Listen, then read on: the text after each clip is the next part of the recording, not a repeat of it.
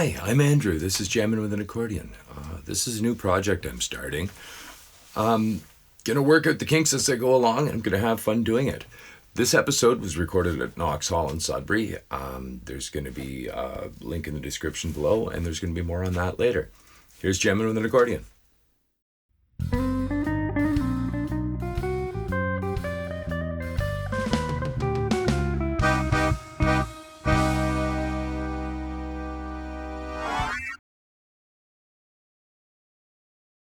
So, thanks for joining us at Jamming with an Accordion. I have a good friend of mine with me, Karly Schofield, who is a multi-instrumentalist. And we have a concertina here, and I've seen you play in like a classical orchestra setting as a flautist.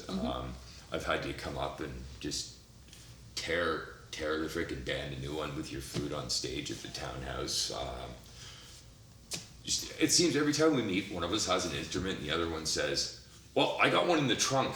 And whether it's at the station or the townhouse or at your place or Melissa's place, we always end up jamming. Very true. And it's always fun. And again, I've seen you play with Duncan and Christina. And yeah, it's always been a blast every time. Mm-hmm. So, you're moving. That's some right. Big changes. So what's going on here? So I'm going to be moving to Ireland to go to school. I'm also going to be working there for 2 years. So the reason why I wanted to go to Dublin specifically is that there's a college there, the Ballyfermot College of Further Education, that offers a traineeship in instrument making, which is what I was interested in doing.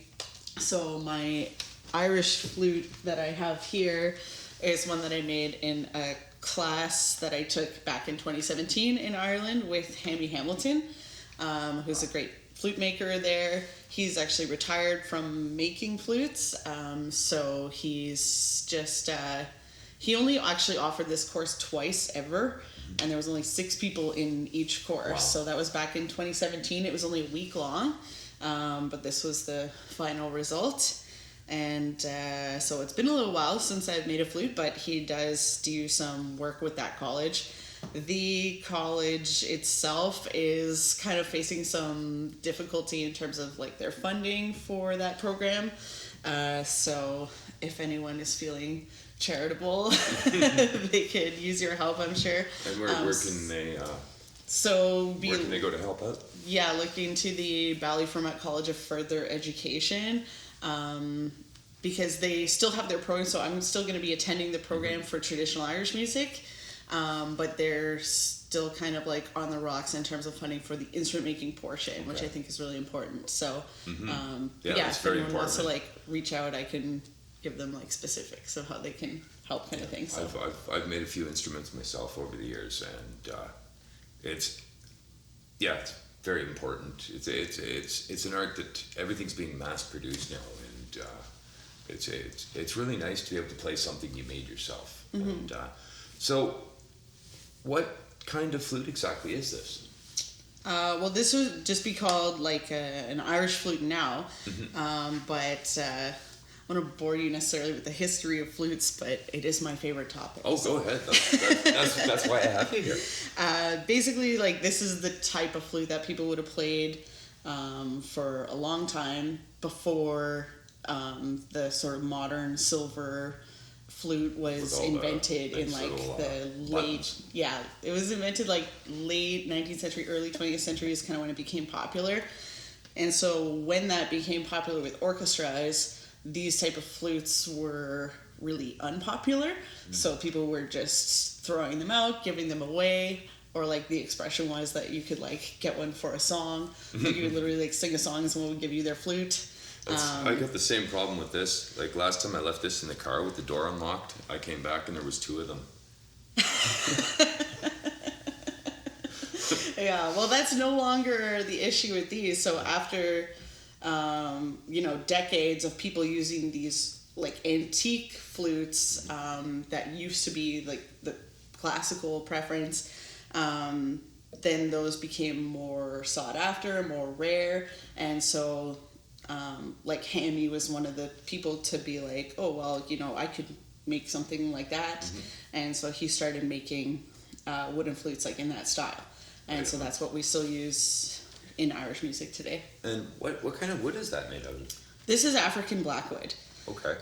So It looks like it has a really tight grain on it. yeah, so it's the same kind of wood that you'd use for like an oboe or clarinet. Okay. You want to have like a dense, like resinous wood. African blackwood is kind of like on the endangered species list now, though, so it's definitely like more difficult to come by. You have to have like certain sources to be like ethically sourced, but there's all kinds of other materials that people are using now, like mopani or boxwood. Yeah, people seem to be experimenting a lot now with different things. Yeah. Right on. And so, what kind of flutes are you going to be making in learning to make like this kind, or?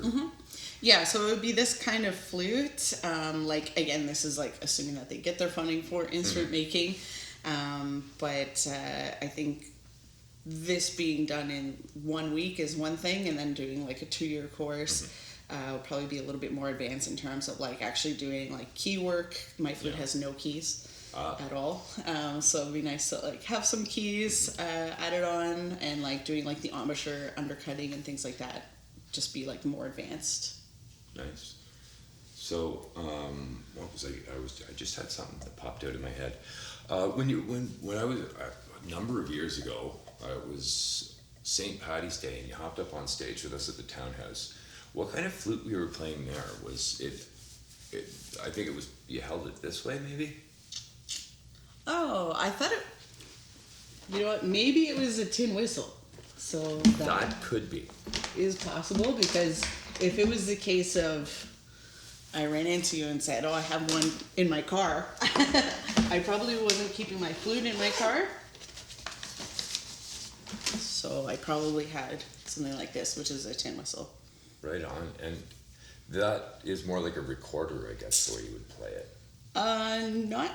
Well, yes and no. So, like, instead of blowing across it and to the side, which you would with a flute, you blow in it. And it's called, like, a fipple flute. Because that would have, like, a fipple. Or it's just called a tin whistle. But right on. Yeah. I was actually just talking with my sister the other day. One of the things I've been doing recently, because it just popped into my head from when I was a kid, the Friendly Giant. He played all this Baroque music on the recorder all the time. I don't know if you remember him. No, I don't. I remember the Friendly Giant. I don't know if I remember that. He'd tell stories, and he had a chicken and a giraffe, but he had a full, like a wall with recorders this big, right up to the big bass ones, and he would play Baroque music with a harpist on almost every episode, and it's actually really neat. Interesting. Yeah. Cool. So so what kind of work are you going to be doing in Ireland? Like you mentioned. I would actually just be keeping my same job that I have right now and just transferring. Right on. Yeah. That makes it easy. Just transferring it as like part-time. So that makes it easy. Cool. And so you have students, and what are you teaching these days? Like what instruments? Well, I'm teaching my last round of lessons this week, just for like I just have some flute students. I sometimes teach fiddle. It's kind of tough for me teaching fiddle because I'm more or less self-taught outside of just like a strings class that I took in high school. I took some viola lessons in high school, but outside of that, I don't really have super technique, and I find it kind of hard to like describe to people when they ask me specific questions about like how you hold the bow or whatever it is. So, but sometimes people approach me for lessons, and I don't want to deny them.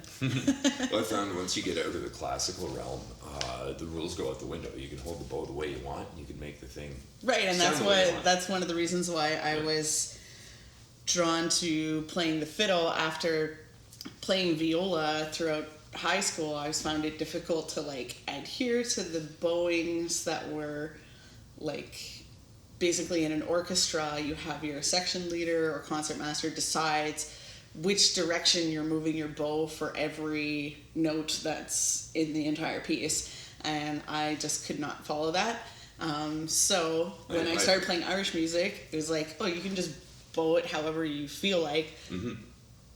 Which I'm like, oh, great. Which my bowing is still probably a little bit spastic, but this part's just for the accordion people. It just goes in, out, in, out, out.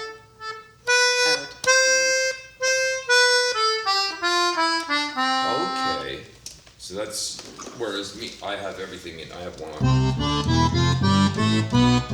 So these two rows are bass notes. So chromatic, and I only have one octave, so I have to be pretty inventive. You have 1,000 keys on there and you have one octave? One octave. That's it. I'm amazed. There's 120 buttons, and these two rows are bass notes. So for me, I have to Spider-Man to do it. Right? I see. Then I have major, minor, seventh, diminished chords. So there's my C, G, and it goes up in fifths and down in fourths. Interesting. Yeah, it's it's different. Yeah. Okay, so what are we gonna play? Well, I was thinking I could play some reels on the flute. I'm in. So, I have a set of 3. Okay. And these are going to be 3 reels. First one's in G. Mm-hmm. Second one's E minor.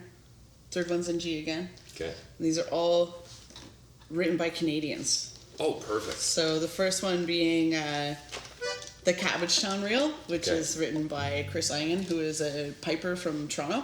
Okay. If anyone's familiar with the Chris Langan Weekend, that's like an Irish music festival that happens in Toronto. That's in honor of him. The second one is called the Sheriff Reel. That's written by me. Oh, wow. And I'm Canadian, so there. And the last one is pretty common in the Irish music repertoire, but it's written by a guy out of Quebec. I believe his name is Jean Duval, but we'll correct that later if I'm wrong. I'll put it down in the description. And that's called the Caucus Reel. So see if I can remember all 3 of these tunes. Okay, and I'll let you go around once and. Okay, I'll probably do each 2 times. The first one's 3 parts. The second one is 2 parts. The third one is 3 parts. Okay. You can remember all that. Yep. Okay. So how do you have chords for that? So like, I think reel is like, I'll just kind of like walk you through it. So the first part is like.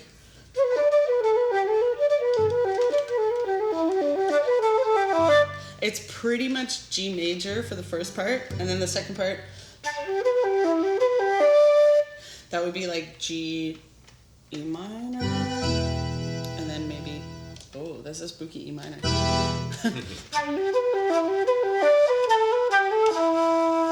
That might be like an A or something there. Okay. D, no, D, I don't know. I'm so bad at chords. Oh, no problem. So. If you want to run the second, so the first one's just sort of G, okay. The second part E minor. So if you can play it. And, so the second part is an E minor. So there's 3 tunes. Oh, the second tune is in E minor. Yes. So the first one. The first tune is 3 parts in E minor. Okay. Sorry. In G. 3 tunes in G. Okay. 3 sections in D.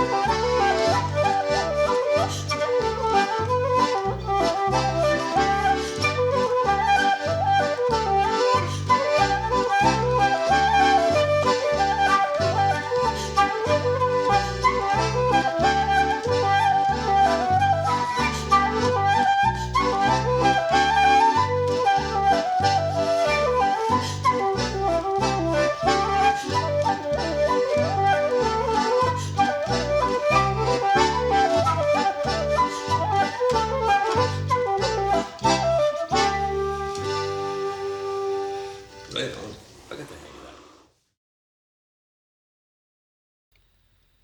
Hey everybody, I'd like to cut in for a minute to give a huge shout out to our sponsor, Knox Hall in Sudbury, Ontario.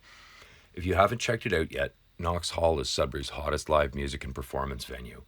Whether you're into intimate acoustic nights, full band performances, comedy shows, theater, or even have a private function, they've got the space for it. Knox Hall features multiple rooms, making it ideal for a variety of events. The vibe is incredible. There's great acoustics, there's an amazing welcoming atmosphere, and it's in a beautiful historic space right in the heart of downtown.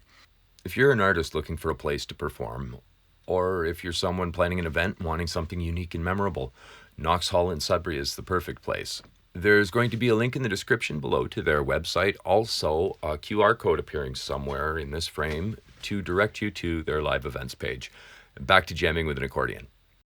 Yeah, so basically it's like you play the tunes like one after the other. Oh, okay. Yeah, so you have like a 2 or 3 part tune, and then usually you would like say something like hup. I don't do that because I'm playing flute, and so I can't really stop playing flute. Or sometimes people kick their foot out to show that it's like the next tune, or you just give like a good eyebrow. Okay, right on. Cool, Yeah. that was fun. Yeah, thanks. No problem. So I heard you playing violin when we started out here. How do you play with a fiddle? Sure. Cool. This is fun having a multi-instrumentalist on. Yeah, I sure brought my saxophone too, you know. Oh, I didn't play sax. I learned sax pretty recently, but it can be fun to play saxophone in Irish music. I have a saxophone. It's an old Selmer baritone, and the only thing I use it for is every once in a while I'll pull it out at 3 a.m. and sneak into the kids' room and go, and then run away. I see. So it's being put to good use. What are we gonna play? What do you think? We can do like jig or hornpipe or slides? What do you think? I don't know. How about a jig? Sure, classic. I'm thinking of, I think it's in D major mostly, but maybe like you could mess around with like a B minor to start. And then I don't know what that would be. Would it be E or something? No. I don't know what chord you play. A? Yeah? Well, we'll just play I'll play through it a couple times, so.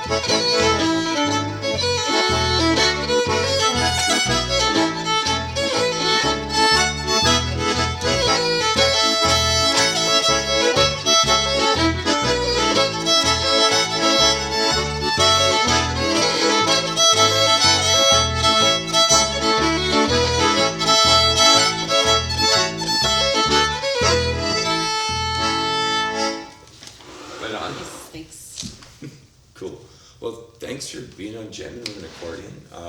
We're here in the green room at beautiful Knox Hall in Sudbury. I'll have all the links in the information in the description down below. And where can people look you up and find you and follow you? Well, what you can do if you're interested in Irish music in Sudbury is we have the Sudbury Irish Arts Association. You can follow them on Facebook or the website, which I'm pretty sure is just sudburyirisharts.com. So that's where if we have any events going on, we often have Kaylee's. We had one here before. That was really cool. So we had workshops. We bring in musicians like from out of town sometimes, like Autumn that you mentioned. Yeah. I think we're hoping to have some pipers come up, or like a piper fiddle combo coming up soon. And so if you're in Sudbury and you play pipes of any kind, you can come out to that workshop because he's sort of a multi-pipe person. So plays Highland pipes, Uilleann pipes. So it's for anyone who plays or likes pipes can go to those workshops. So stay tuned for when those are. And yeah, other than that, you can see me in the symphony sometimes, but I'll be gone for the next couple of years. So Good luck with everything. I hope it works out really well for you. thank you. Thanks so much. No problem. All right. Thanks for tuning in. I'd like to give a huge thanks to Karly Schofield for being my guest on this episode. There's going to be links to Karly's socials in the description below. I'd also like to give a huge thanks to Knox Hall and Trinity and Andre for making this happen and giving me this gorgeous space to film. Also, thanks to Brian McNally for your tech help, and thanks to you for tuning in. Please leave a comment below and click the like and subscribe, and we'll see you next time.